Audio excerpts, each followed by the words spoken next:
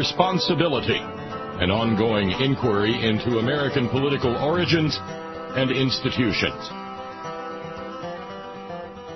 The Executive Director of the Virtual Center is Dr. Bill O'Brien.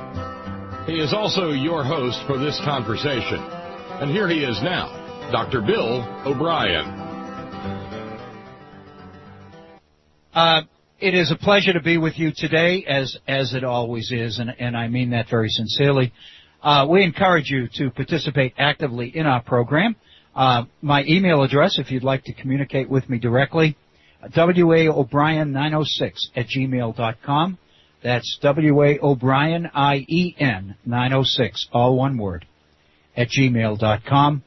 And our phone number for your participation in our program live is area code 304-658-3333. That's 304-658-3333. Have a number of items on the agenda today, which I'd like to talk to, and that's kind of fun. After a brief technical difficulty, here again, Dr. Bill O'Brien. Thank you, Bob Kincaid, and welcome to today's program. I apologize. We had a technical issue, and I think it's a short in the wire in the microphone, because when I jiggled the wire, I suddenly got audio. So I think the problem is on this end, not your end. I apologize. It is a pleasure to be with you today, as it always is here at the Virtual Center, for the study of the Constitution, and I emphasize the civic responsibility portion of that title. Because, again, what we've been focusing on more and more and more is the civic responsibility aspect of the connection between citizens and the nature, the structure of their government, i.e. the Constitution of the United States. It is a pleasure to be with you. My email address, waobrien906@gmail.com. That's waobrien906, O'Brien 906, all one word, @gmail.com. And our phone number is area code 304-658-3333. That's 304-658-3333. I was just basically getting into a brief introduction or overview as to what I saw today's program as becoming. There are a number of issues that I wanted to deal with. It's really interesting. In fact, it's amazing. When we talked about creating the Virtual Center in the first place, one of the concerns I had, I still have it, very honestly, to a degree, but not nearly as it's not nearly as pressing as it was before we began these programs. Was the fact that, if we just focus on the Constitution itself and extend the discussions of the Constitution to implications and ramifications and those other things, there's an awful lot there that people need to know about and probably have never encountered before in any depth. So in that sense, I felt very, very comfortable that we had an awful lot of content, an awful lot of information that we could deal with. To be a little bit blasé about it, a little bit blunt about it, there's enough content and enough information in the Constitution and issues related to it to keep us going for quite some time. I appreciate that. But I had no idea until we actually began these programs the extent to which the Constitution continues to come up day after day after day, week after week, issue after issue. At some point in time, the major issues and the major controversies will always find their way back to the Constitution, to the founders, to the intent of the founders, to the decisions of the courts, et cetera, et cetera, et cetera. And so what this means is that a program focused principally on the study of the Constitution and civic responsibility, by definition, becomes a program which remains contemporary and current, because our system of government, by definition, seems to inform, at least in part, almost all of the major issues which confront the nation and its people. And I'm becoming more and more appreciative of that. And so each day, as I get on the Internet and I begin to look at what's happening in the world around us, I look at major publications and newspapers and blogs and things like that. And it never fails that within 15 to 20 minutes each day, I come across something that I find myself printing off and saying, this could be something that really might be very, very good to hold for presentation on the virtual center when we go on the air. And so the fact of the matter is my desk becomes, I have this pile of information or pieces of information that continually grows because the issues are so much there. Today, for example, one of there are three things that I have here on my desk right now that I want to deal with.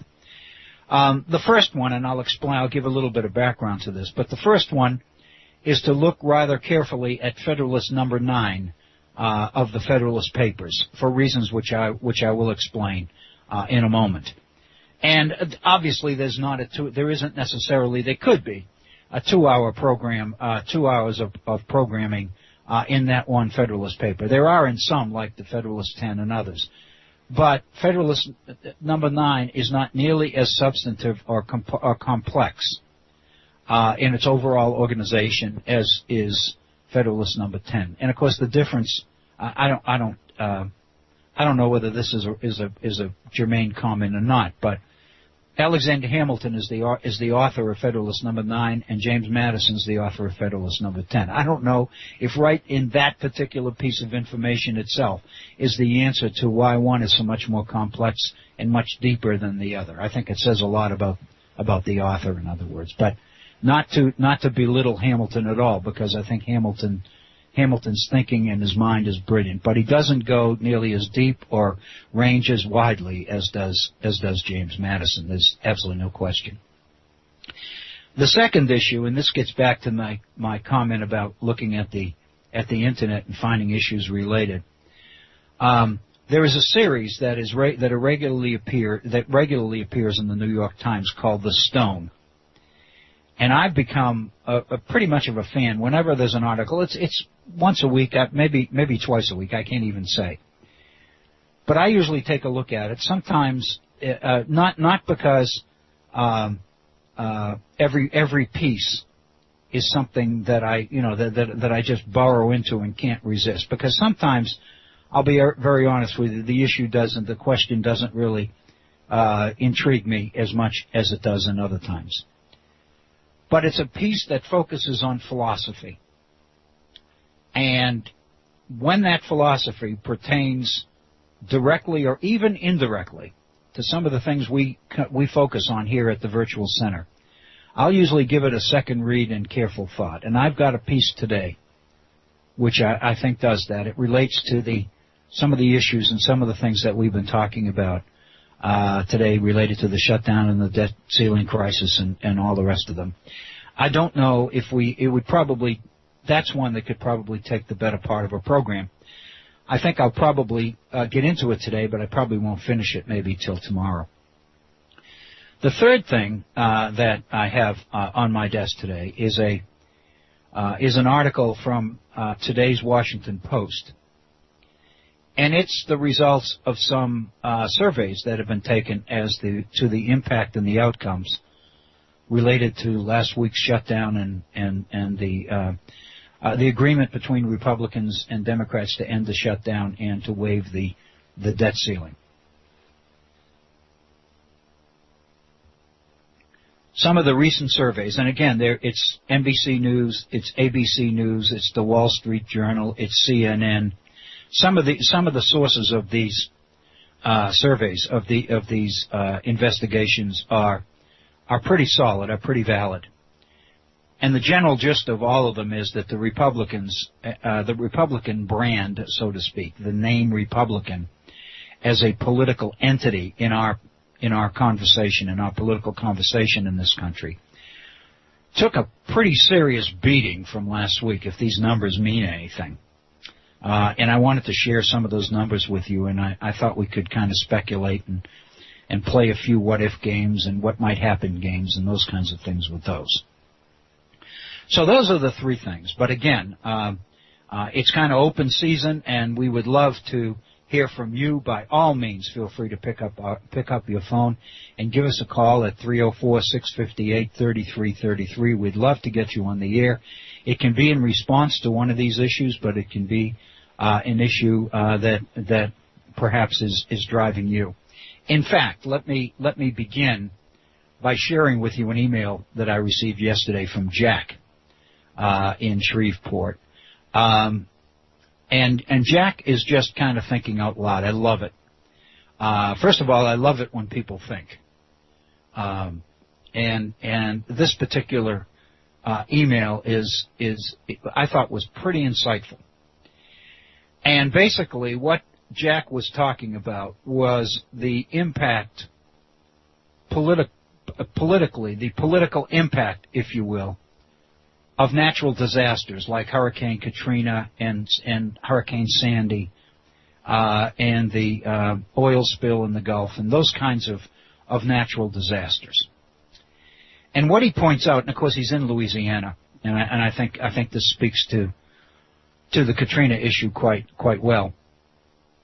But as we know, and I've read as you have over the years about the number of people that were forced to leave the Gulf, leave the area, leave Louisiana, and find accommodations elsewhere because everything they had was lost and their homes were destroyed as a result of Hurricane Katrina.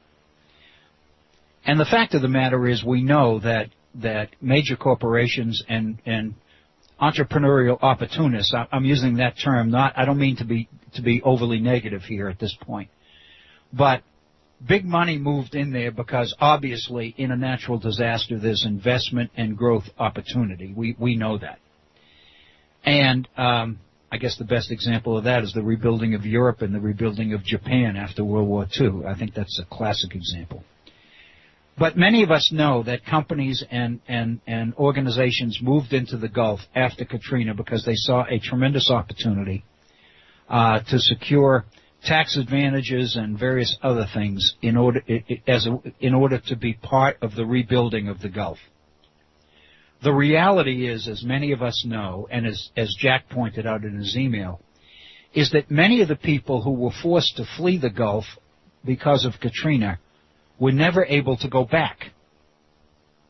The houses that they had, the places that they call home were gone forever. In large parts of the area, businesses replaced neighborhoods. And the fact of the matter is, the population in and around the Gulf changed dramatically as a result of Hurricane Katrina. I know that, you know that, we've been reading the papers, we know that. Many of the people that left never came back, or have yet to come back. And what Jack points out, which I think is quite on target, many of the people that were forced to flee were very poor people who couldn't afford to come back. They lost everything they had. They couldn't afford to come back and rebuild. And so many of them have found accommodation. Hopefully they found accommodation in other places.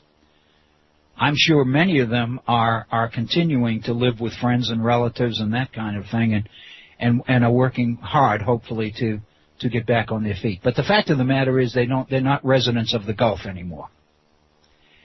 And Jack's point is that, consequently, there was a tremendous population shift in and around the Gulf as a result of this natural disaster, and he speculated that the same kind of thing was probably true on the northeast coast as a result of Hurricane Sandy. And indeed, he's probably right, although the degree to which this issue came up with Sandy was not nearly as evident as it was in the Gulf.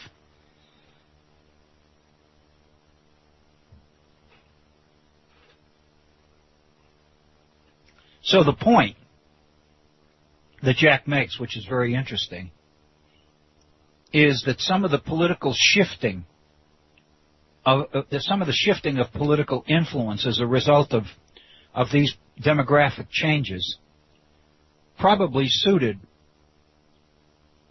one party tremendously over the other. In other words, if most of the people that left the Gulf and never returned were poor, they probably were Democrats. And so the fact of the matter is, now that they are permanently gone, Jack's conclusion is that these areas that they formerly lived in are probably now solidly Republican, solidly Tea Party, etc. And so what he talked about is the fact that there seems to be a political motivation to consider these political ramifications and considerations when the issue of rebuilding the area comes up. His point, and I think you got to say that this is pretty insightful on his part. But his position is that if you were a Republican in Congress, you would be a lot less inclined to appropriate money for rebuilding the Gulf if the money was going to go to the rebuilding of homes in order that the people who left could come back. To be blunt about it, that would be political suicide for Republicans. So therefore, they would have a vested interest in making sure that whatever money they were willing to appropriate to the rebuilding of the Gulf went into businesses and casinos and all the rest of it, and tourist businesses related to attracting tourism, and the whole population, the whole nature of the population, not only visiting the area but permanently residing in the area, would undergo significant change.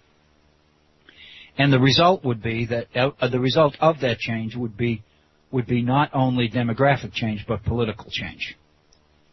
And the only thing I could say in response, and I did do this, is I think the point is well taken. It's insightful. It's incredibly thoughtful. I don't have any information at my fingertips that would document it, but I would suggest that if you went in and did some intensive research, for example. We used to hear all the time about the Ninth Ward and the influence of the Ninth Ward and the people who live there and how it was one of the hardest hit areas in the Gulf as a result of Katrina. And I've heard since then on news reports the fact that the whole nature, the whole makeup, the demographics of the Ward 9 area have changed dramatically. And so everything I've seen seems to reinforce exactly what Jack was speculating, and I just thought it was very, very insightful and worthy of thought for all of us. And his point was that if that's true, which I think he and I both think it's probably, at least to a point, it is true, then the same kinds of things probably happened with Sandy, and the same kinds of things would happen to other natural disasters. And so his point is that when the media talks about rebuilding an area and pouring federal funds and FEMA going in there and doing its magic in order to try to rebuild the area, most of us tend to assume that the area being rebuilt is the same area that was destroyed. That, in other words, what was going in replace of the disaster was the same thing that left, that was destroyed, which would mean that it was the same people would be serviced who were in the most need, who were the most devastated by the natural disaster.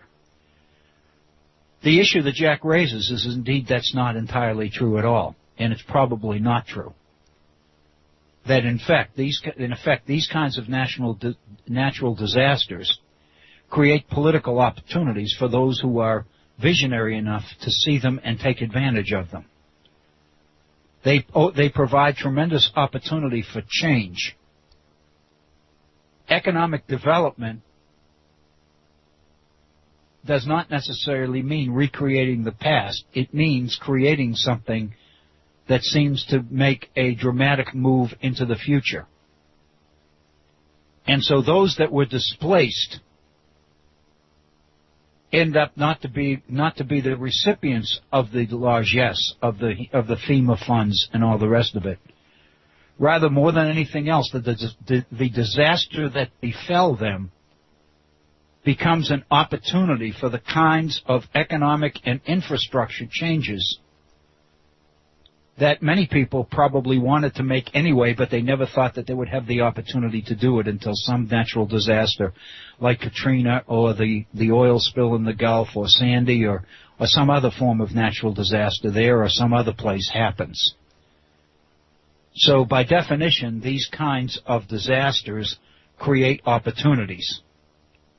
And of course, if you think about it, that happens more often than not. I'm thinking of the recession. Certain people found the Great Recession, if you will, of 07, 08, 09, as a tremendous opportunity and were able to benefit incredibly from it. It wasn't a disaster for everybody. It was an opportunity for some.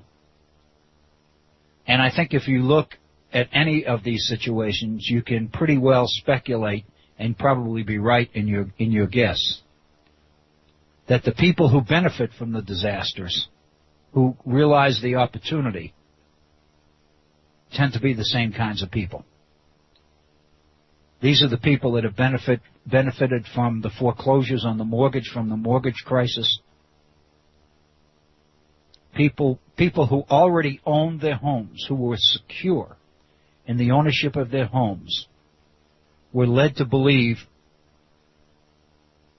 that they could live in more attractive and bigger homes and more expensive homes, and they took security and basically threw it to the wind.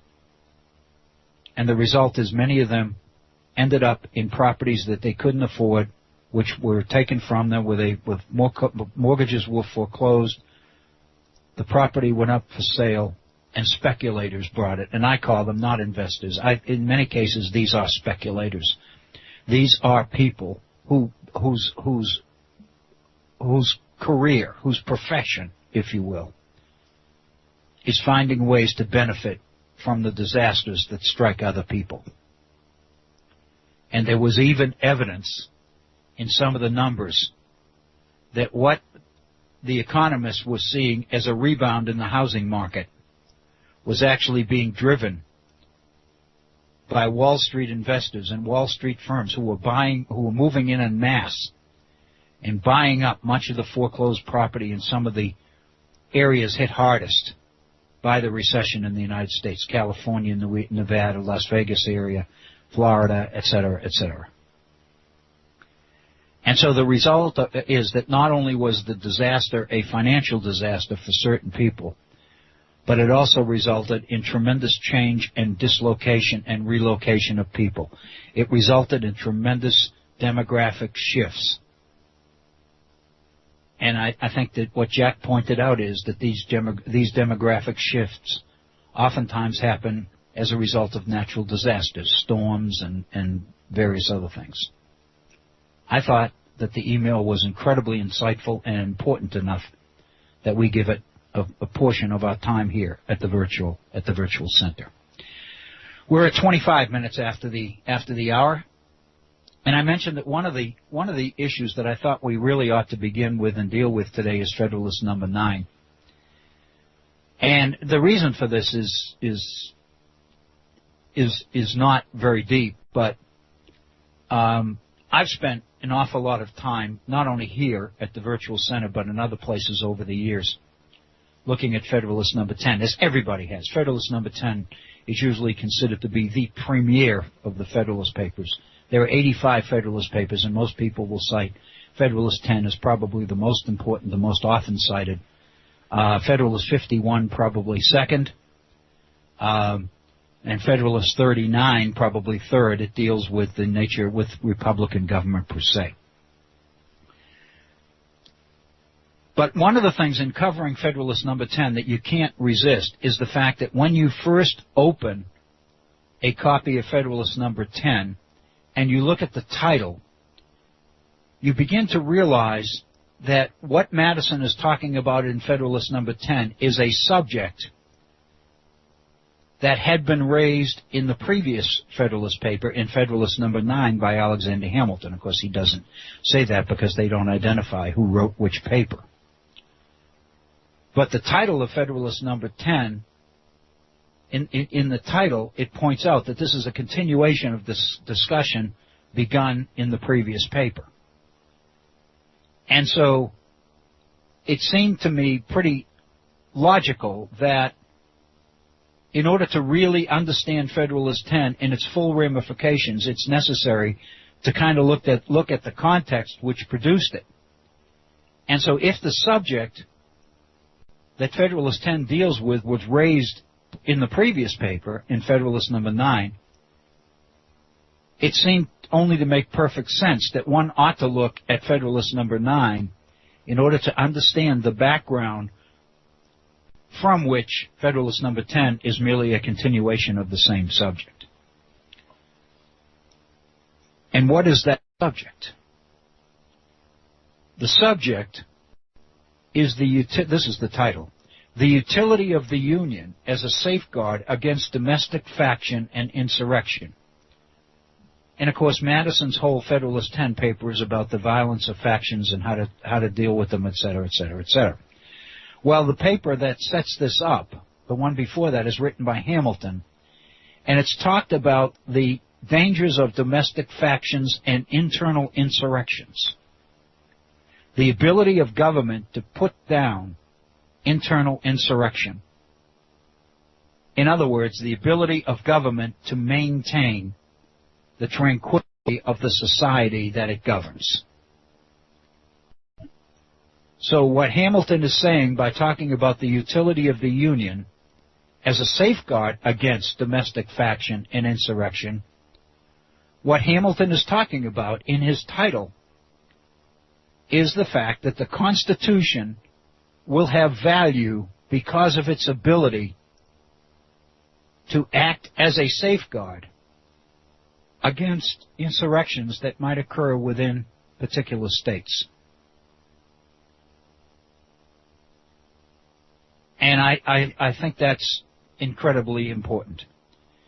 And so what he talks about in Federal, and I'm not going to go through the whole of Federalist number 9, but basically what he talks about opening up, he's using history and he's going through the past and he's talking about the extent to which, by definition, popular governments, republics, were always faced with the threat of domestic faction and insurrection. And he talks about the fact that a firm union will be of the utmost importance in preserving peace and securing liberty in the states because of the union's ability to protect society against the dangers of faction and insurrection.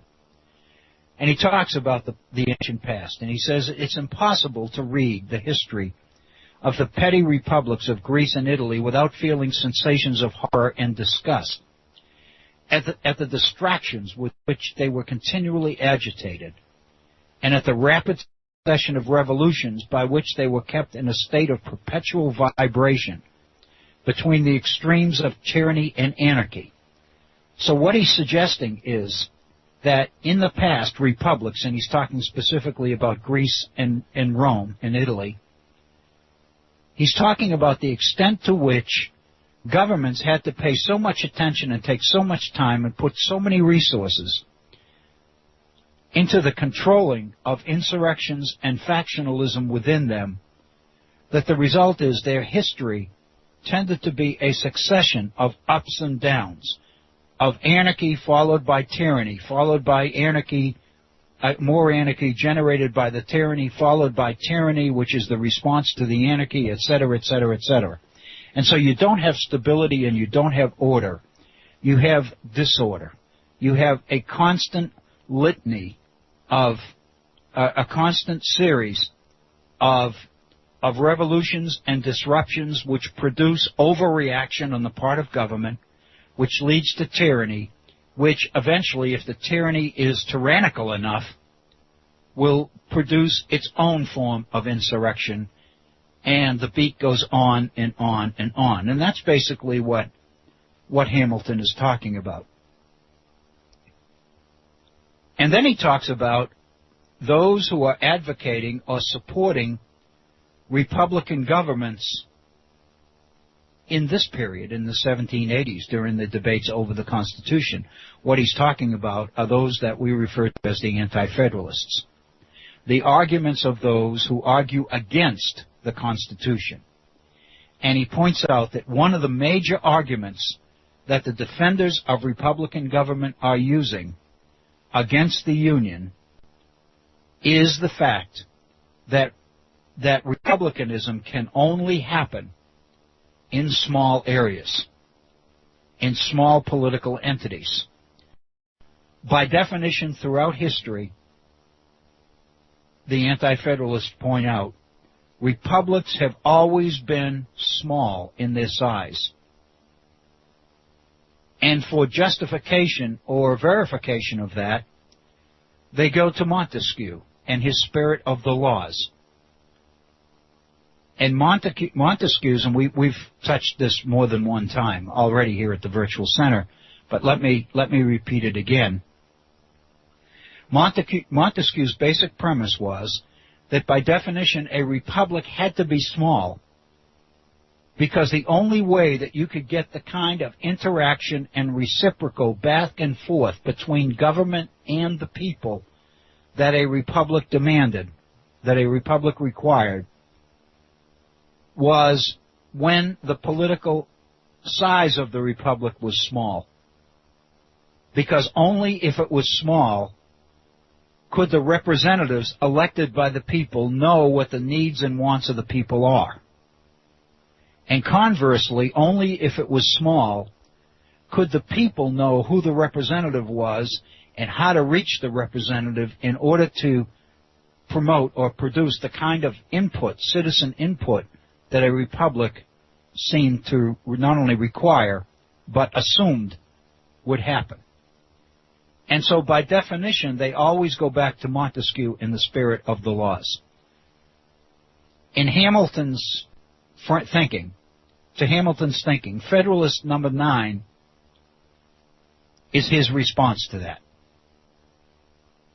And if you put this entire circumstance, this entire situation into political context, there's no way that Hamilton could, or the Federalists, could continue to ignore Montesquieu.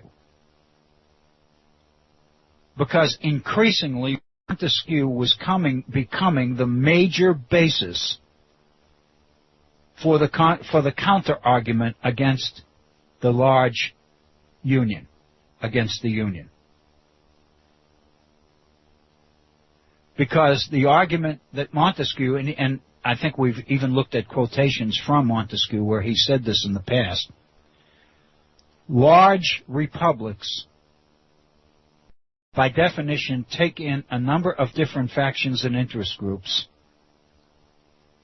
They're so spread out that there's no way that the representatives can hear from and know what the needs and wants of the constituency are, because they're so complex and so varied. To be very honest with you, the only way to know that, it depends on who you talk to. And so that means whoever gets to you as the representative is going to have an inside track on assuring that you as representative are going to respond to their particular need, which may or may not be the need of the entire political constituency. So by definition, the Patrick Henrys and the Richard Henry Lees and the others who are leading the arguments against the Constitution, against the Union, are basing their arguments on Montesquieu and on Montesquieu's claim that the only time that a republican form of government can be secure and can work is when it is small. Because only in small republics can you have the interaction between elected representative and citizen that republican government requires. And Federalist number 9 is Hamilton's effort to take on that issue. And so what Hamilton does in Federalist number 9, in his third paragraph, is to point out some of the internal checks and balances that constitutions have come up with through the years in order to control the abuses. He talks about the efficacy of various principles that are now well understood, like the regular distribution of power into distinct departments, the introduction of checks and balances within the legislative process, the institution of courts composed of judges who hold their offices during good behavior, which means for life, the representatives of the people in the legislature, the representation of the people in the legislature by deputies of their own choosing. All of these things are modern mechanisms designed to eliminate some of the major problems and major drawbacks of republics that have happened in the past. And then Hamilton introduces here in Federalist number 9 a new one. And this is one that James Madison in the next paper is going to take and run with, which was the idea of enlarging the sphere, the political sphere. Hamilton says, to this catalog of circumstances that tend to ameliorate popular systems of civil government, I shall venture, however novel it may appear to some, to add one more on a principle which has been made the foundation of an object of the new Constitution. I mean the enlargement of the orbit within which such systems are to revolve, either in respect to the dimensions of a single state or to the consolidation of several smaller states into one great confederacy. So he's talking about the value of enlarging the orbit as yet another check against the abuses of Republican government in the past. And what he's talking about, therefore, is what he calls the utility of a confederacy, where independent republics, small republics, join together in a confederacy, in a union,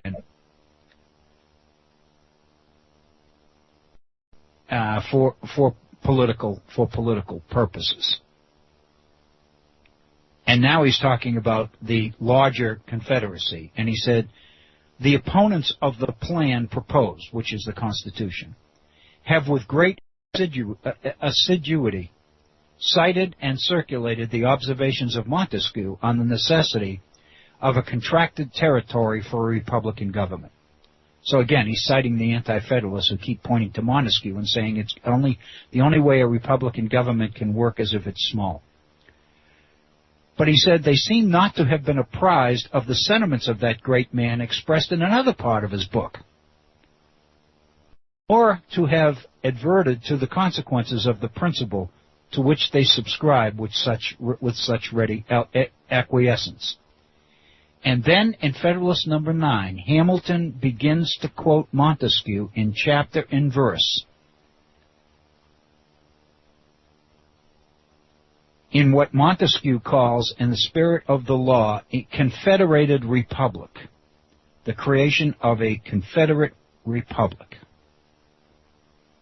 And so what Hamilton is doing is using Montesquieu to confront the critics of the Constitution who cite Montesquieu as the major justification for not supporting the Constitution. In other words, what a beautiful strategy, a beautiful tactic that Hamilton uses. He uses the same book, Montesquieu's Spirit of the Laws, in order to extract information which contradicts those who criticize the Constitution and use Montesquieu to do it. In other words, what better way to literally take people down at the knees who are criticizing you by using the same source that they use against them. And that's what he does with Montesquieu. And he said, when Montesquieu represents a small, and this I think is important, when Montesquieu recommends a small extent for republics, he says, the standards he had in view were of dimensions far short of the limits of almost every one of these states. Neither Virginia, Massachusetts, Pennsylvania, New York, North Carolina, nor Georgia can by any means be compared with the models from which he reasoned and to which the terms of his description apply.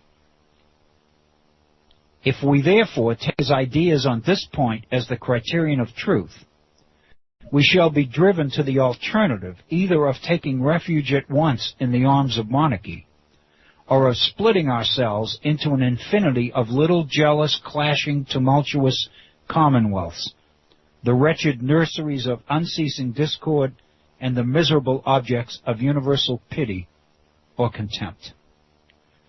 What Hamilton is doing here, which is brilliant,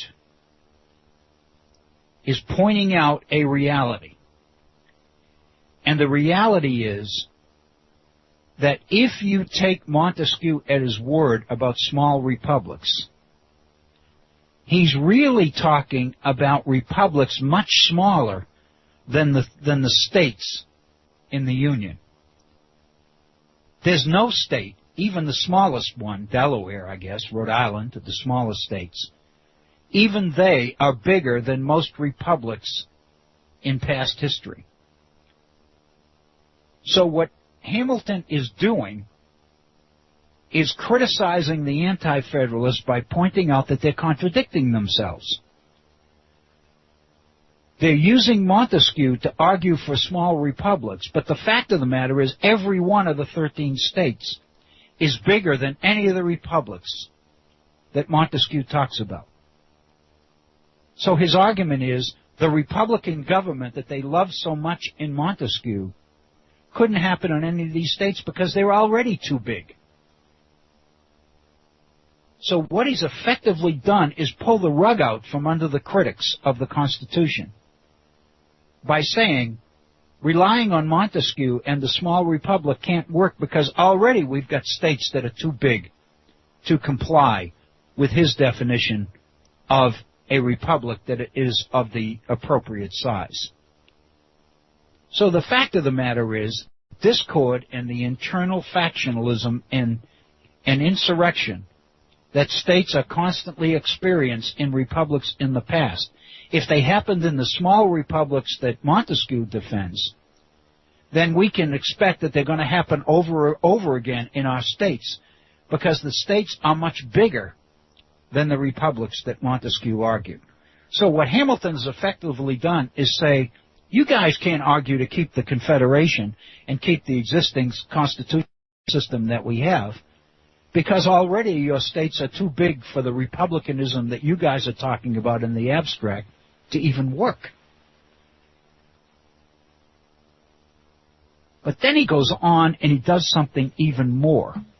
He goes to Montesquieu and the spirit of the laws and he quotes Montesquieu, where Montesquieu begins to talk about something called Confederate republics. And he says, let's go back to Montesquieu himself and see what Montesquieu has to say on this subject. And then he begins to quote chapter and verse. And this is what he says. So far are the suggestions of Montesquieu from standing in opposition to the general union of the states that he explicitly treats of a Confederate republic as the expedient for extending the sphere of popular government and reconciling the advantages of monarchy with those of republicanism. In other words, what Hamilton is saying is even Montesquieu himself recognizes that a larger republic provides both the benefits of monarchy in terms of stability and the advantages of republicanism at the same time. So what he's done is he's taking Montesquieu from his opponents and he's turning Montesquieu around and throwing him right back in their face. And it's absolutely beautiful. Now he begins to quote Montesquieu from the Spirit of the Laws, and I'm going to read a few of these. It is very probable, says Montesquieu, that mankind would have been obliged at length to live constantly under the government of a single person had they not contrived a kind of constitution that has all the internal advantages of a republican together with the external force of a monarchical government, I mean a confederate republic. So here's Montesquieu himself saying, quoted by Hamilton, saying that all of the advantages that the supporters of Republican government claim would have gone by the board had not the republics themselves come up with the idea of a confederate republic. In other words, even they recognized the need for something bigger. And then he goes on. This form of government is a convention, the Confederate Republic. It is a convention by which several smaller states agree to become members of a larger one, which they intend to form. It's a kind of assemblage of societies that constitute a new one, capable of increasing by means of new associations till they arrive to such a degree of power as to be able to provide for the security of the united body. As individual, small, independent republics, history tells us that these units were vulnerable. They were too small to defend themselves. They couldn't resist invasion by outside powers. The only way that they could preserve what they had was to unify with other republics with the idea that if they get enough of them together, they'll be big enough and strong enough that they'll be able to protect themselves from attacks from the outside. And then Montesquieu goes on. Remember, Montesquieu now, not Hamilton. This is Hamilton quoting Montesquieu. A republic of this kind, able to withstand external force, may support itself without any internal corruptions. The form of this society prevents all manner of inconveniences. And so, what Montesquieu is saying is the advantage of what he calls a Confederate Republic is that it's made up of a bunch of smaller republics. But the fact of the matter is they retain what is necessary to preserve their republicanism, but at the same time they create the kind of unity and strength that gives them the opportunity to protect themselves from alien, outside forces. And then Montesquieu goes on, and this is yet another quote from Montesquieu. If a single member should attempt to usurp the supreme authority, he could not be supposed to have an equal authority and credit in all the Confederate States. Were he to have too great influence over one, this would alarm the rest. Were he to subdue a part, that which would still remain free might oppose him with forces independent of those which he had usurped and overpower him before he could be settled in his usurpation. So what he's talking about is the ability of these small republics to control internal insurrection because of their membership in the larger confederation. And then after he has quoted Montesquieu, there are 6 paragraphs that he cites from Montesquieu's Spirit of the Laws on the idea of a Confederate Republic to basically make the case that those who argue that a republic has to be small and that the Constitution cannot be supported because it will destroy Republican government are wrong. Because even Montesquieu, the guru of Republican government, recognized that republics oftentimes would have to unite together and become bigger in order to protect themselves. So Hamilton comes to his conclusion in Federalist number 9 with the following. I have thought it proper, he said, to quote at length these interesting passages, because they contain a luminous abridgment of the principal arguments in favor of the Union, and must effectually remove the false impressions which a misapplication of other parts of the work was calculated to make. They have, at the same time, an intimate connection with the more immediate design of this paper, which is to illustrate the tendency of the Union to repress domestic faction and insurrection.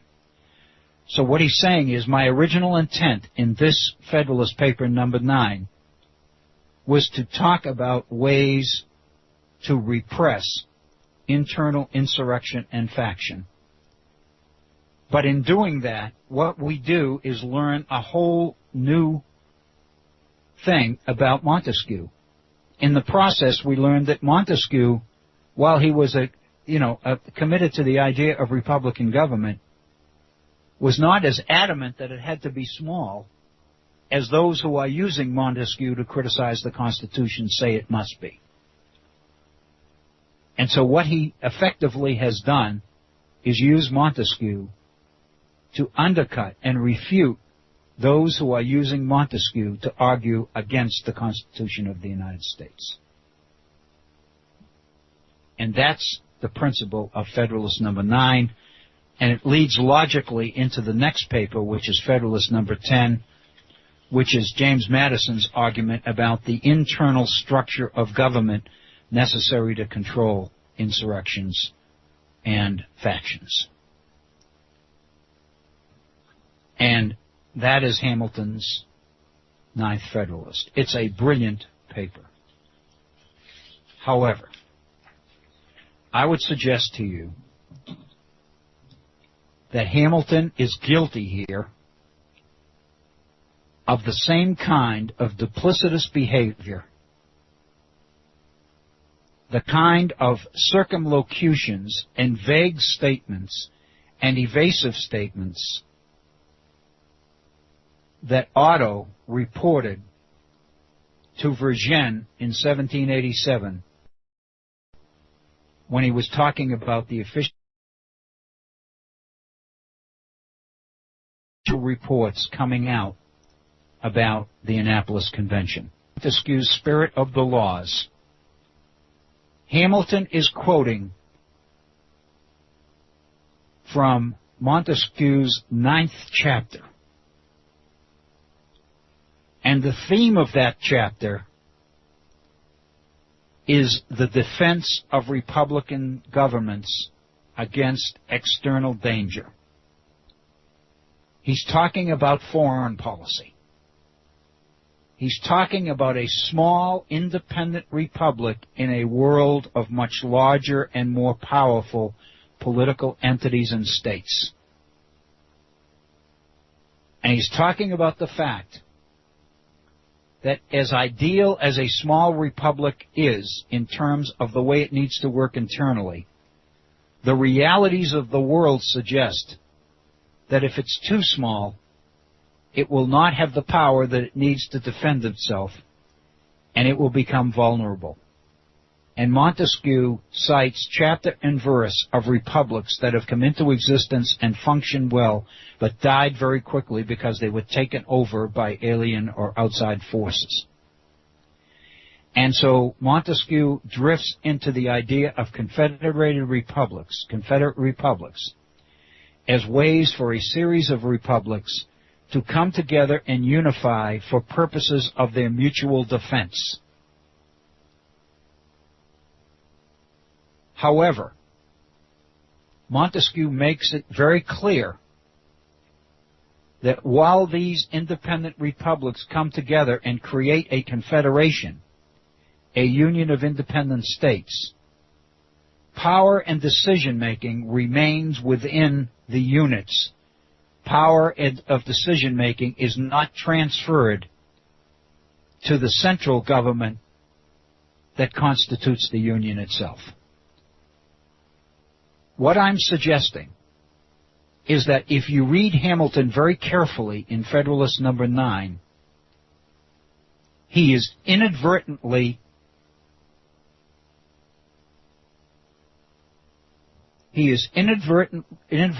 defending the Articles of Confederation.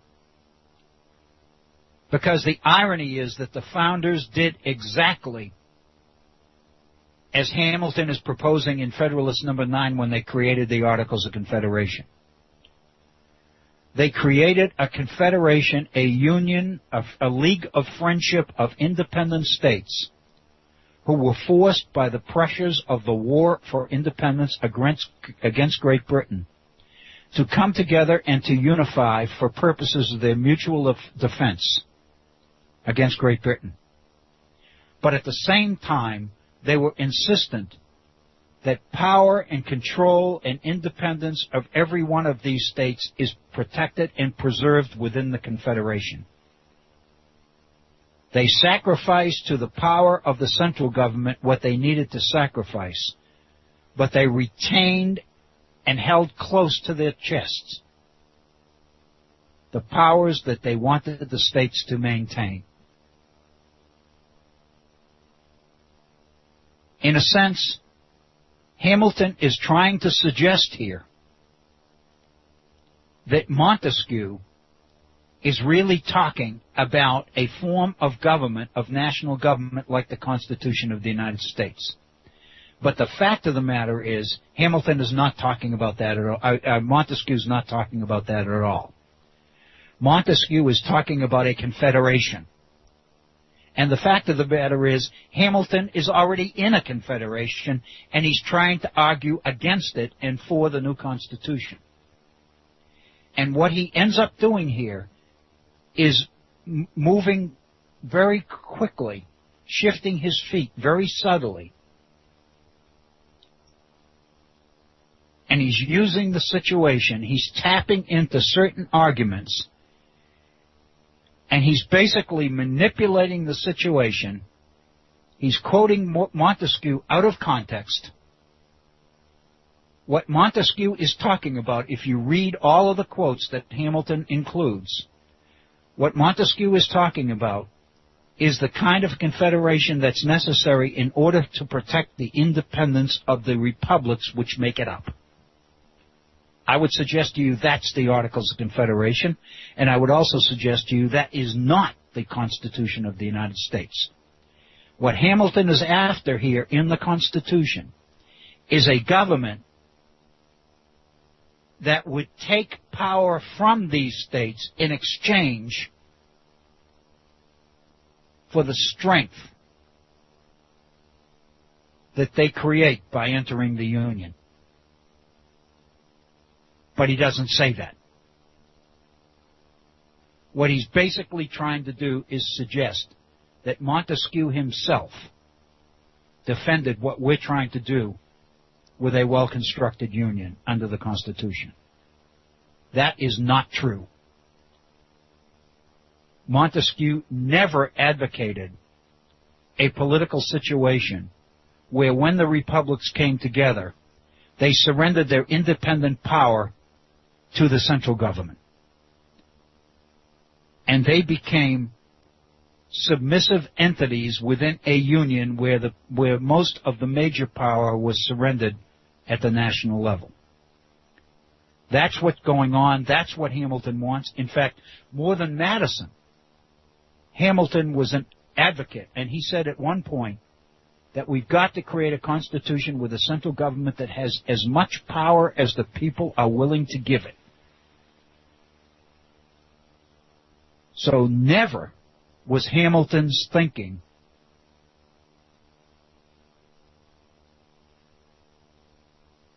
to preserve power in the states. Hamilton was an advocate of surrendering as much power from the states to the central government as you could con the people into giving up.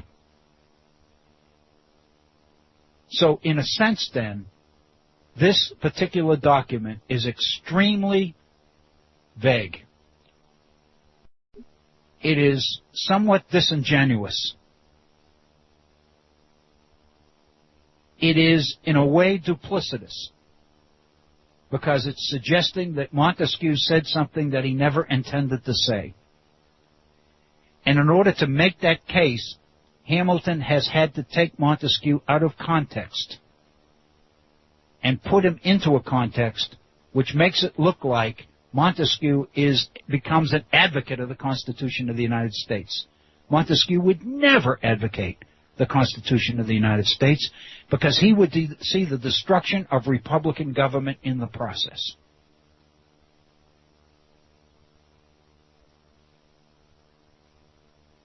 You have to believe that Hamilton knew that. You have to believe that Hamilton, the attorney, was sharp enough to know exactly what he was doing. And what he's doing here in Federalist number 9 is setting up James Madison for Federalist number 10 and Madison's formula for dealing with factions. By setting up a government where the political sphere, where the size was large enough that you would no longer make it possible for the majority to organize and, as Madison says, execute their plans of oppression. So in the process, what Hamilton is advocating in Federalist number 9 is a union which would take power from the states which comprise it, and suggesting that that's what Montesquieu wanted and advocated. Montesquieu never advocated that. What Hamilton is doing in Federalist number 9 is taking Montesquieu out of context. Montesquieu was talking about the need for a confederation of independent republics in order that they could protect themselves. But there was no internal transfer of power from the trees to the forest. But in the Constitution of the United States there is. And the way he deals with that is to never mention it. Wow. What an absolutely fantastically beautiful, evasive piece of writing. No wonder the people of the United States, the people that would read the newspapers of New York, would never be able to see through this. This is a classic example of what Otto was talking about, where what the Federalists, what Hamilton and Madison and John Jay were writing in the Federalist Papers was political literature that was written in such a sophisticated fashion that the few would understand exactly what was going on and the many would not have a clue. Wow. We are at 4 minutes after the hour. We're going to pause and take a break, 4 or 5 minute break, and I'll be back for the second hour of today's version of the Virtual Center for the Study of the U.S. Constitution and Civic Responsibility. I solicit your calls if you are so inclined to make a call. This is the time to do it, 304-658-3333. And again, my email address, waobrien906@gmail.com. Please stay with us. We'll be right back. Thank you, Bob Kincaid, and welcome back to the Virtual Center. Today on this, here in the mountains, it's a rather dreary, the word that I love is dank day. It's getting colder, it's drizzly, it's damp, it's uncomfortable. It's that kind of cold that kind of goes all the way through you, you know, that and we're beginning to predict that we're going to have our first mix of rain and snow later this week. So it looks like our beautiful fall weather, at least for the moment, has passed us by. We're hoping that we still get a little bit more of it before we move into the depths of winter. Hey, Dr. Bill? Yes, Bob? You have a caller on the line. Mike is calling from Wisconsin. Oh, great. Thank you. I'll bring him on now. Thank you, Bob. Hey, Dr. Bill. Hi, Mike. How are you? I'm doing fine. I don't have too much Tell time. me where in Wisconsin. Tell me where in What's Wisconsin. Well, tell me where in Wisconsin you are. Milwaukee. Oh, wonderful. Okay. I went to the university, and I love Wisconsin. And so when Bob said that you were from Wisconsin, I couldn't resist asking you where in Wisconsin you are. Well, you know, I was glad to hear that you went to school in Madison there. I have something you may already know about this. Do you know about the MoveToAmend.org website and their intent? No, I don't know about the website, Mike. Well, Move to Amend is it came out of the University of Wisconsin in the law school there, and I was at one of the first, either the first meeting or the second meeting in January, about almost 3 years ago now. And the idea is to amend the Constitution, not the way that there's two ways to do it. One leaves the whole Constitution open, of course, and the other one is where you can add an amendment to the Constitution, such as prohibition, I guess. Right. But the idea is to put an amendment on the Constitution that just says basically corporations are not people and money is not speech, period. And that would permanently, hopefully, unless the amendment was taken off through an act of Congress, that would take care of the ruling by the judges as opposed to a law that could be overturned rather easily. Uh-huh. Now, my question to you regarding that is, this is my feeling. I didn't know about the situation that you're talking about, where Mark Levin's book, yes, and what's going on, and this movement for Move to Amend has been going on for almost 3 years now. Like I said, and in the Milwaukee area, I've gone around getting petitions signed to get it on a referendum, so that it's not a non-binding referendum where people have the opportunity to vote and say, yes, I would like to have this on a referendum. We approve of this amendment to the Constitution. We'd like to vote on it, so that and communities and universities across the country now are signing up for this, and the people want this. And the doors that I've gone to, some of them Republican, many people like this idea. And what the Republicans would like to see is that unions can't contribute millions of dollars to campaigns, that it's basically left to the people. But sure, the point is they're getting the idea out there, and I'm wondering, this is my question now. I think the Heritage Foundation and the Koch brothers see this thing steamrolling now, and it's getting speed, and people are starting to catch on. The Young Turks and Tom Hartman, I know some people don't approve of him, but and other people are actually speaking up about this now. And I think they're scared to death, especially the rich who've been contributing and manipulating the system and owning it. I think they're seeing the threat of this actually coming to fruition, and I think maybe Mark Levin is a tool, of course, for the rich to counter this move to amend by having their own constitutional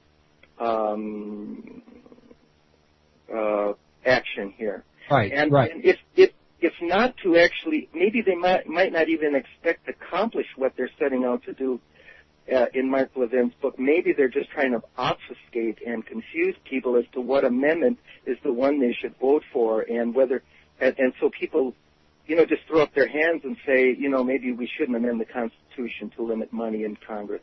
So anyway, what do you think?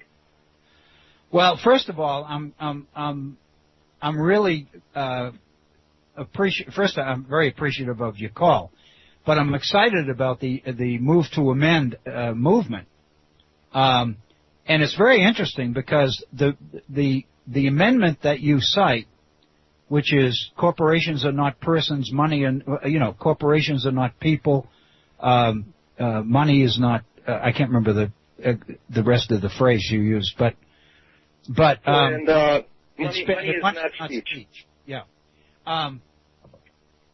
Ironically, there are many Republicans that could support that. I mean, if you think about it, that's not a statement, that's not an amendment that would seem to be only appropriate for one of the parties. It would seem to be one that would appeal to both. So in that sense, I would feel just off the top that this thing might really have legs.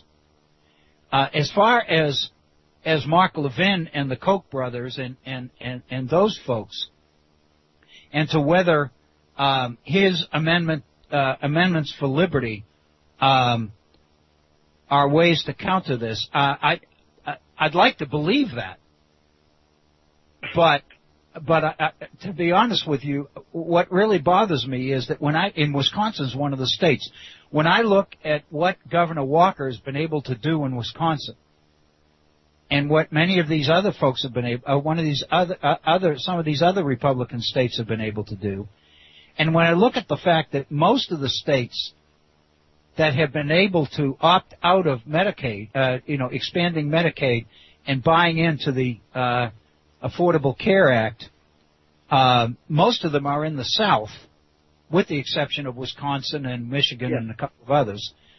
And the fact that they've already gotten 26, I think that their success has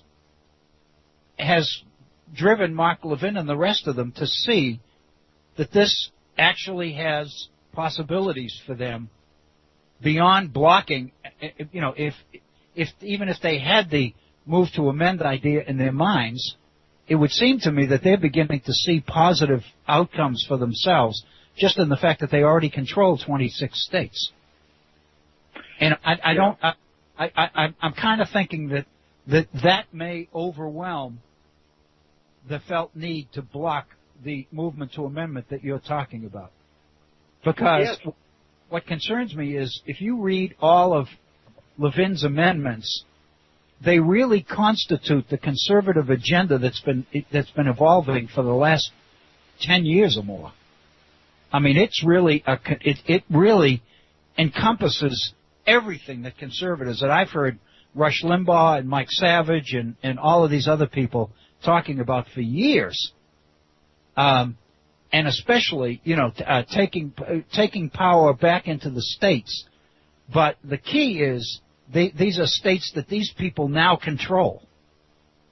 And that's really what bothers me. So I don't know. I'm really encouraged by the move to amend movement. That's fantastic. I didn't know about that specifically.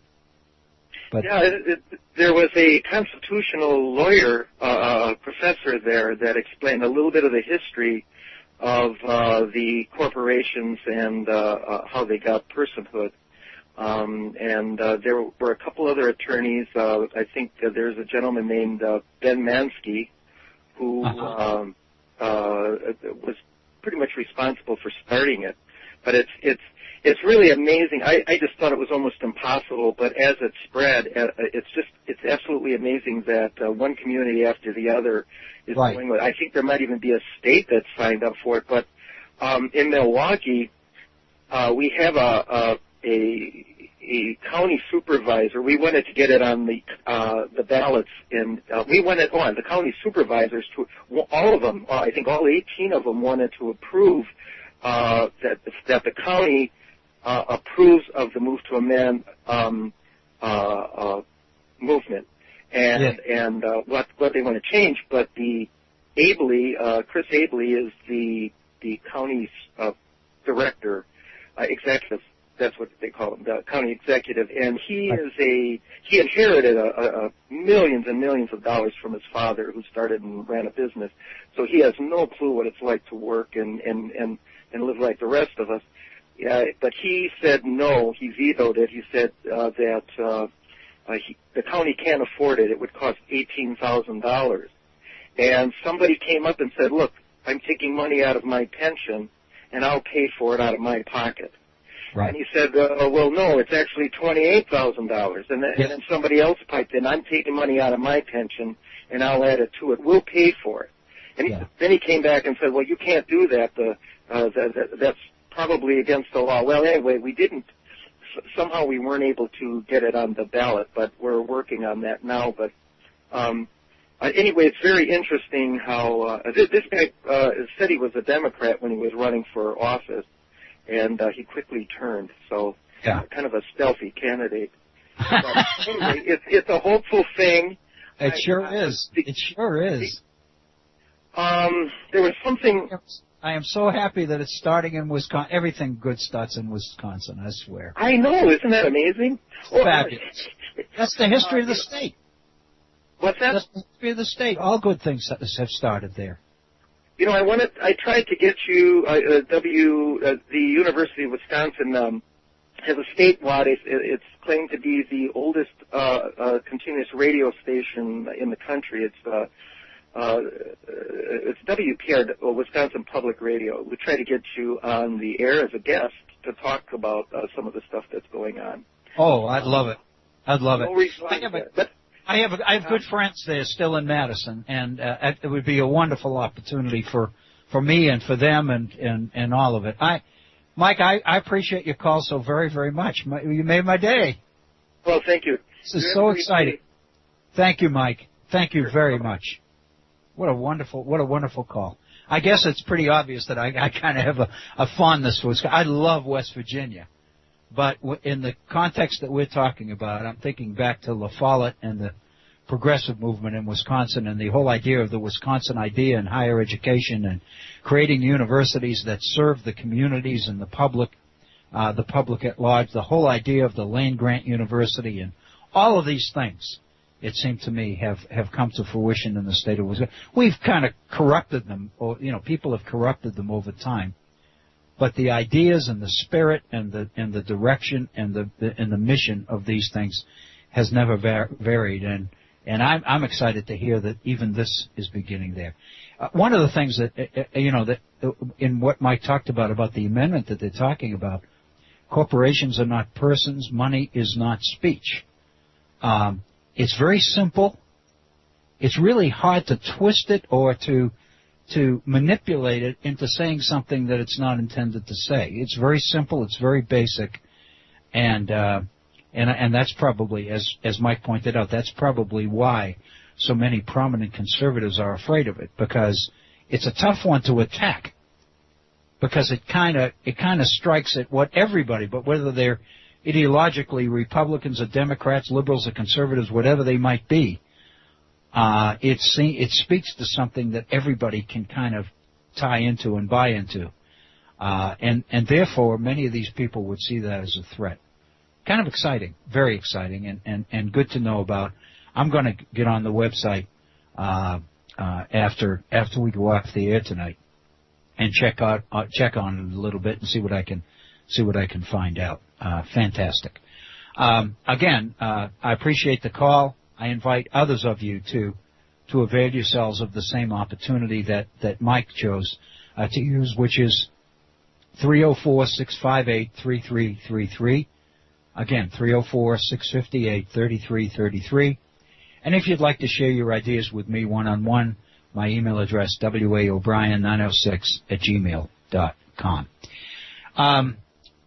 In talking about and Mike raised the issue of the Koch brothers and Mark Levin's book and these kinds of things. And, of course, that seems to me to raise the issue of the shutdown and the debt ceiling debate and all the rest of it. We talked about that yesterday when we looked at Goldfarb's article out of the Times of London, reprinted in the New York Times. But today, in the Washington Post, Greg Sargent has a piece under the byline that he calls the plumb line. And this is his morning plumb. It was put on the website at 8:16 a.m. this morning. And what he basically is saying, outside the conservative bubble, GOP sustains epic damage.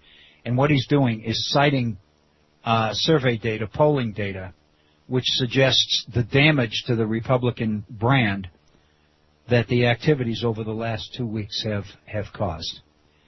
And he begins by citing the Washington Post and ABC News, that together the two have released a new batch of polling data that shows, in striking terms, just how badly the shutdown has damaged the GOP. And then he raises this question. Do Republicans actually think it matters that their image is in such disastrous shape? Or is that rendered inconsequential by the degree to which the House GOP majority is believed to be invulnerable? And, of course, what he's talking about here are the gerrymandered districts. The fact that so many of these party members of Congress who have no political baggage because they have no political background, there's nothing to run against. They are merely puppets who have been put up there as the candidate of gerrymandered districts which are, if nothing else, safe. And what Greg Sargent is pointing out in this article is that the result is that even though the Republicans are taking a beating nationally in the polls as a result of what they've done, the Republican members of the House aren't responding in part because they're in safe districts. They're almost invulnerable. And so therefore, as he says, they tend to see the damage done to the Republican name as being inconsequential to them. And then he gives some data, which I think, and this is what I wanted to share with you, is some of this data, because it's pretty dramatic. He says, this is the data. Democrats lead in the generic ballot matchup 49 to 38. These are the districts that are open for elections. Among independents, a key midterm constituency, the numbers are 46-35. So what he's basically suggesting is that in the states where there's a contest, right now the numbers are suggesting that Democrats are leading in a matchup 49 to 38. Among independents, it's down a little bit, 46 to 35. I don't think that's all that surprising. It's not that dramatic. It suggests that the Democrats are doing better, but not by a whole lot. But some of the other data that he provides is even more dramatic. Only 21% of Americans approve of the way the congressional GOP is handling the federal budget, versus 77% who disapprove. Among independents, instead of being 2177, it's 2078. So among independents, they're even more appalled, even though it's only by 1 percentage point. Among moderates, it's even greater, 14% to 85%. Among seniors, 18 to 79. Fewer than 1 in 3 regard the GOP favorably. So what this means is that if you look at independent constituencies, independents, moderates, seniors,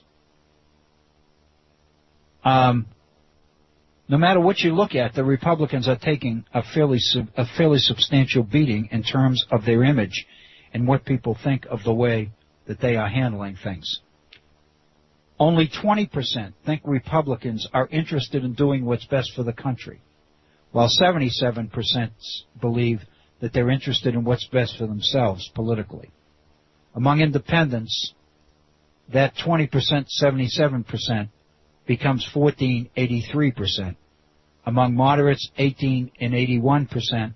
Among seniors, 24 and 74%. So these are dramatic differences. Americans blame the GOP for the shutdown 53 to 29. Moderates blame the GOP for the shutdown 60 to 24. Independents 49 to 29. Seniors 46 to 35. So in a sense, what we're seeing here is that the Republicans are taking a beating in the polls as a result of their activities over the last couple of weeks.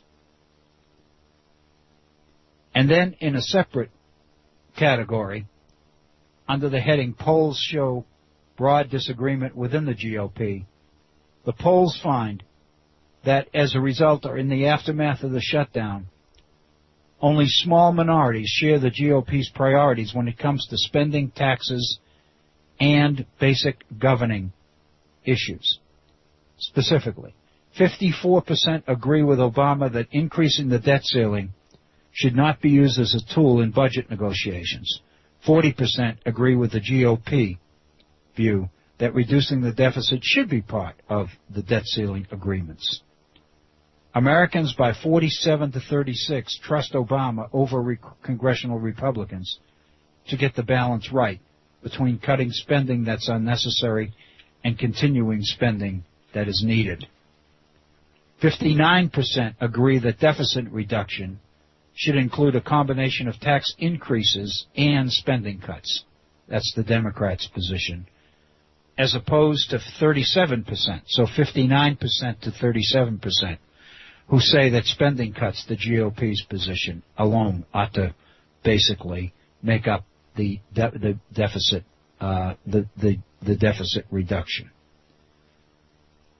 So basically, the numbers are pretty dramatic. So now that we're a week out from the compromise, from the agreement that was made to end the shutdown and to waive the debt ceiling limitations on federal spending, now that we've got a little bit of time, and it's had a little bit of time to settle, the polls are giving us a lot more substance in terms of the results. Let me suggest to you, however, and I emphasize however here, that there's a danger to these statistics, to this data. And the danger is that these numbers seem to suggest, to put it in terms that everybody can understand, the numbers seem to suggest that we won, they lost. I would suggest to you that that's very dangerous. I think it has implications and tendencies to make people extremely complacent when they have no business being complacent. Once you become familiar with the Liberty Amendments that Mark Levin writes about, once you become aware of the degree of support within the conservative community that Mark Levin has for this agenda, once you become aware of the number of states that Republicans effectively control, once you become aware of the specifics of the of the 5th article of the Constitution on ways to amend the document, it becomes very clear that conservatives are very, very close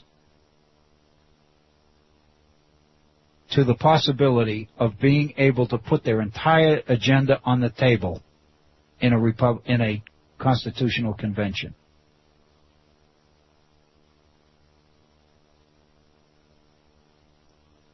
The amendment that Mike called about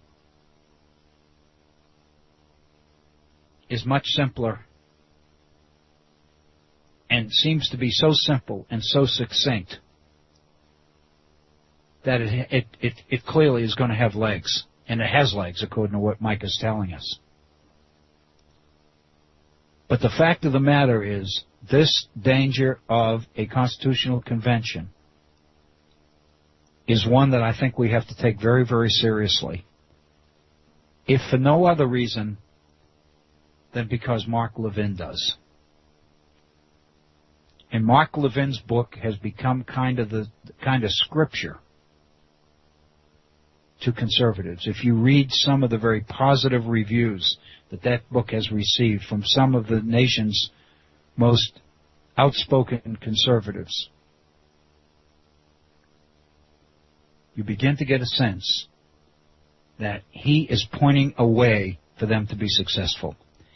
And yesterday I shared an article, and I've seen a number of these, where Republican operatives, GOP operatives, are beginning to recognize the value of going at Obamacare through the states rather than trying to do it from the top down, as Republicans tried to do by shutting down the government and using the debt ceiling as a political weapon. I think that more and more of them are beginning to see that they have a much better chance of not only a chance of success, but also a chance of surreptitiously being successful. Most people are not even aware that this is going on. Most people are not aware as to what the full potential of this bottom-up strategy of going through state by state by state. And the article we looked at yesterday suggested that Virginia seems to be the state that's in their crosshairs now, with Arizona coming up next, and so on. that they see success as being entirely possible. So these numbers about how much of a beating the Republicans have taken could create a degree or a level of complacency that I don't think any of us can afford to assume. And that's one reason I want to share them with you. It's very obvious that the polls initially were much closer. People were confused. People apparently didn't know exactly what had happened. But now that we're a week away, we have some perspective. We can kind of look in the rearview mirror a little bit and gain a little perspective. The numbers that these polls indicate are much more dramatic and much clearer. There's no question that the Republicans have taken a beating on this. But, as I mentioned yesterday, their strategy is not to change their end game, it's merely to change their strategy. We lost a battle, but we have not lost the war. And victory is within reach, potentially. So I think that these kinds of numbers are deceptive. They are so dramatic and so overwhelming and suggest such an extreme level of defeat that they could produce a level of complacency that I think we would allow ourselves to fall into at our own peril. And I wanted to share that with you. We're at 38 minutes after the hour of our second hour today at the Virtual Center. We've got a little bit better than 20 minutes. We've got about 20 minutes of program time left. It's not going to give us a whole lot of time to go into this, but let me begin. I mentioned the column called The Stone. And this appeared yesterday. This is a series that the New York Times runs in its op-ed section called The Opinionator. And included in the Opinionator series are some incredibly powerful and substantive articles on inter-party politics and a number of other issues, on the economy. And they've got some of the most, astute people putting these things together. This particular one deals with the issues of free markets and morality. And I thought it was incredibly informative. It was to me, and I thought it might be to you. So let me at least introduce the first concept that this particular piece addresses, and we can kind of use the rest of our time together to kind of chew on this one a little bit. Then we maybe can come back tomorrow and pursue it in more depth. Information. In 1971, John Rawls, R-A-W-L-S, published a book called A Theory of Justice. Many of you may know of this book. I do. It is the most significant, according to this article, it is the most significant articulation and defense of political liberalism of the 20th century. John Rawls is a liberal. He's a philosopher, political scientist, and a liberal.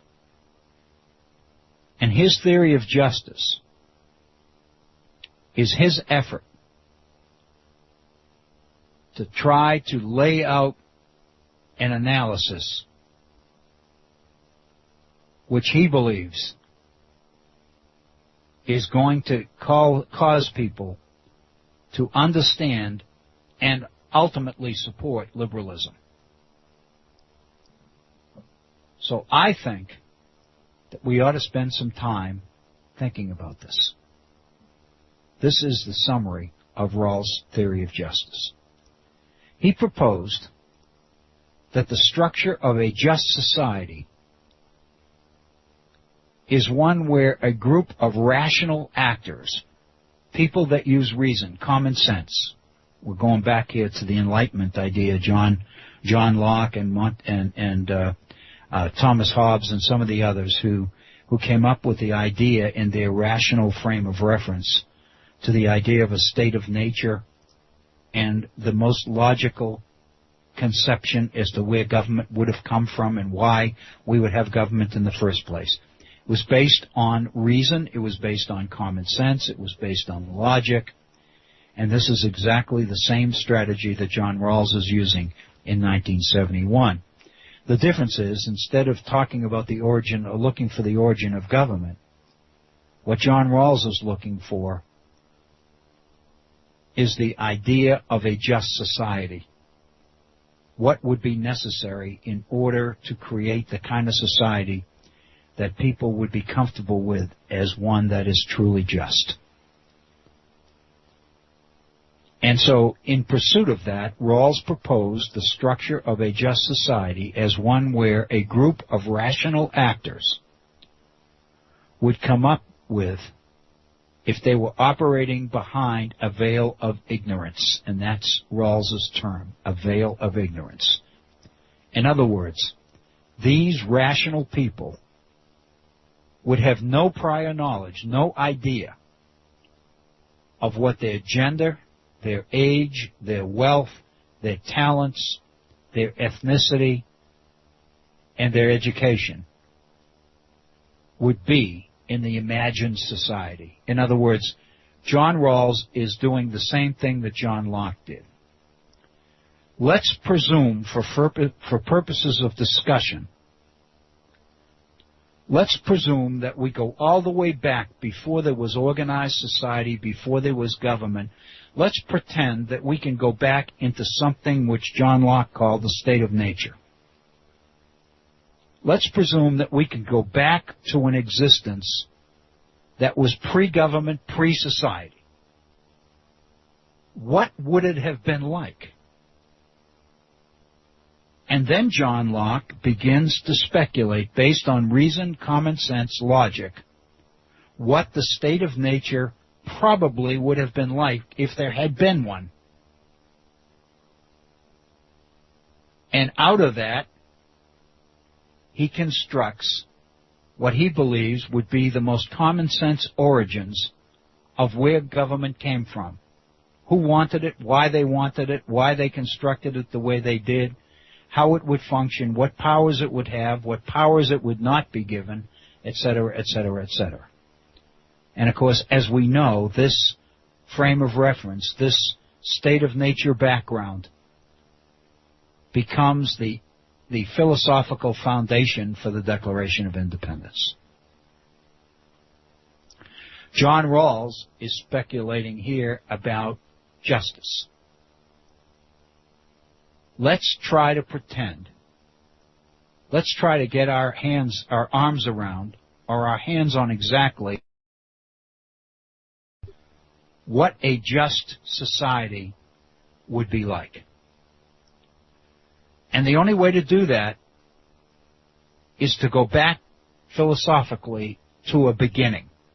He calls it to be operating behind a veil of ignorance. In other words, we have no idea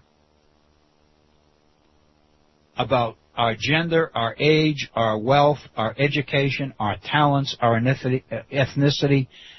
None of us would know anything about where we would fit in this kind of a society. Since no one would know in advance where in society they would end up, rational agents would select a society in which everyone was guaranteed basic rights, including equality of opportunity. It only makes sense that if you were given the opportunity to design the ideal society, and you had no idea where you would end up in this, you wouldn't know whether you would be in the upper strata, the lower strata, whether you would be a leader or a follower. You would not have any idea. But you were asked in the abstract to speculate on an ideal society that would have the best chance of producing justice, then it stands to reason, according to John Rawls, that rational people would pick the kind of society where everyone had certain basic guaranteed rights, including equality of opportunity. In other words, including a chance to improve yourself. In the abstract, this would seem to be the most logical conclusion that most people would come to if they were confronted with that particular question or that particular challenge. Since real opportunity, rather than paper opportunity, in other words, it's one thing to talk about equality of opportunity on paper, in print, but it's quite another in the real world to talk about equality of opportunity. We can be committed to and believe that we have a society that's based on the principle of equality of opportunity when we see it written up in the Declaration of Independence and other documents and speeches like that. But if we step back and close our eyes and imagine the world we live in, equality of opportunity in the real world may be quite different. Because in the real world, true equality of opportunity requires access to resources. In order to really have an equal chance, in order to really have opportunity, people have to know that they have shelter, that they have medical care, that they have education. In other words, there are certain basics that everybody believes logically, common sense would tell them, you got to have these before you can worry about equality, about opportunity, about the future. Before you can think about the future, you got to secure the present. And what that means is, you got to know that you have a roof over your head, you have the kind of education that you need to give you a real shot at improving your situation. You got to have access to medical care. You got to make sure that you got the basics before you can risk venturing off into an unknown future.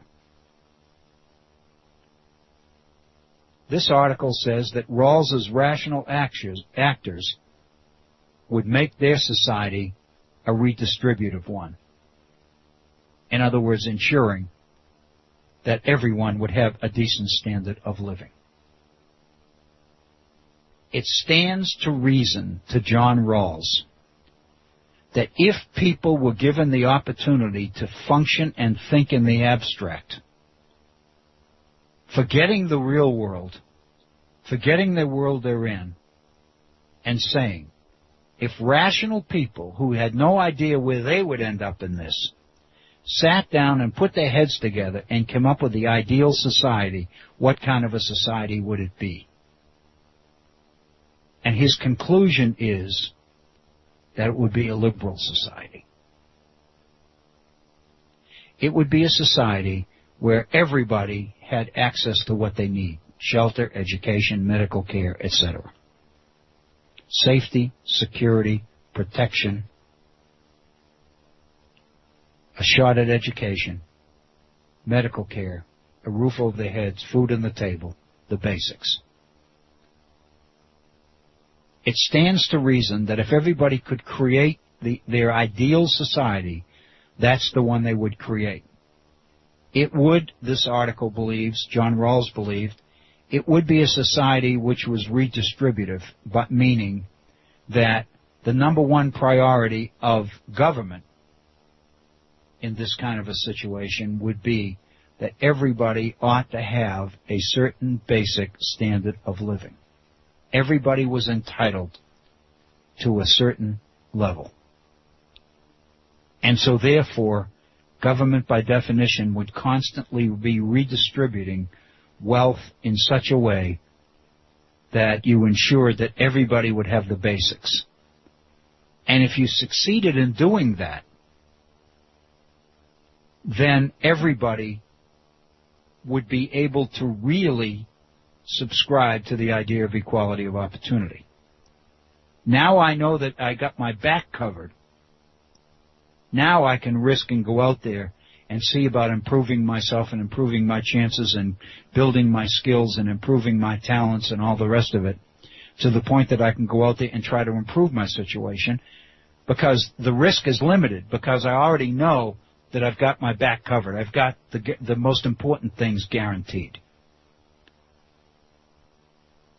So John Rawls's whole argument is based on the idea that this is the definition of justice. A just society, to John Rawls, would be a society which was based on these premises: that everybody needs to have what they need, everybody needs to have the basics, everybody ought to have a shot at improving their situation. In other words, everybody ought to have an equal chance. But as important as that is, everybody also needs to know that risk is limited, that you're not going to go out there and take a chance in trying to improve yourself, that you lose everything. It would be a society in which people can only fall. If they fail, they can only fall so far. There is a safety net. And this is the basics of what we call today a liberal society. And John Rawls, in 1971, in his book called The Theory of Justice, speculated. So what he's basically doing is taking us back to the Enlightenment thinkers, to the Locke's and the Hobbeses and the Montesquieus and the Rousseaus and the rest of them, who believed in the idea of the state of nature and the idea of man's reason and all the rest of it. And they say, logically, what would be man's common sense conclusion about the ideal just society if we were operating in a vacuum, if we were operating behind what he called a veil of ignorance? That's liberalism. That's the ideal liberalism. Now, this Stone article, the author of this, by the way, is Amiya Srinivasan. The last name is spelled S-R-I-N-I-V-A-S-A-N. Amiya, A-M-I-A, Amiya Srinivasan. The next paragraph is the alternative to that. And it's based on the idea of the ideal conservative society. If operations in the free market are always moral, which is what the Ayn Rand approach to economics, to conservative free market economics believes, if the operations of the free market are always moral, then there's nothing wrong with inequality. If the way you measure the good of society is in the way it functions, not on its outcome,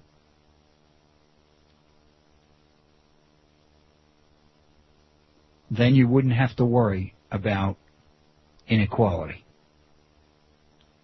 Because inequality would be the product of morality. In other words, if you operated morally and inequality was the result, so be it. The means justify the ends. Under John Rawls's strategy, the ends justify the means.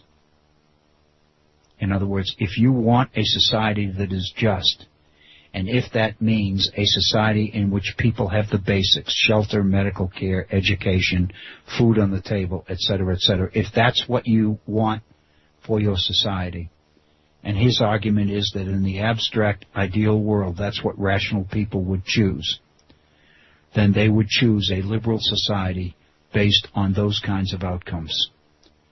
And whatever you had to do, whatever power you had to give government in order to create that outcome, that's what you would do. This one is based in a book written in 1974 by Robert Nozick, N-O-Z-I-C-K. And it's just the opposite. It's based on the premise that if the free market is really free, And if the market is really allowed to function the way a free market is supposed to function, then by definition, it's moral. Consequently, whatever the outcome is okay. In 1974, Robert Nozick wrote a book entitled Anarchy, State, and Utopia. He argued that a just society was simply one that resulted from an unfettered free market.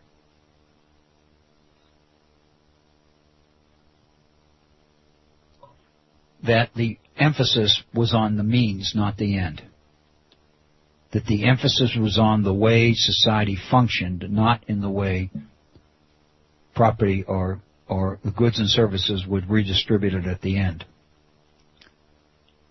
He emphasized that the only legitimate function of the state is to ensure the workings of the free market by enforcing contracts and protecting citizens against violence, theft, and fraud. Government's number one priority is not to service the people that it governs. Government's number one priority is to service the operation of the system. By definition, a just society, a moral society, is a well-functioning free market system to Robert Nozick. And government's principal job is not to worry about whether its citizens have what they need. Its principal job is to make sure that the market is running the way a free market is supposed to run, and that people are being protected against violence, theft, and fraud.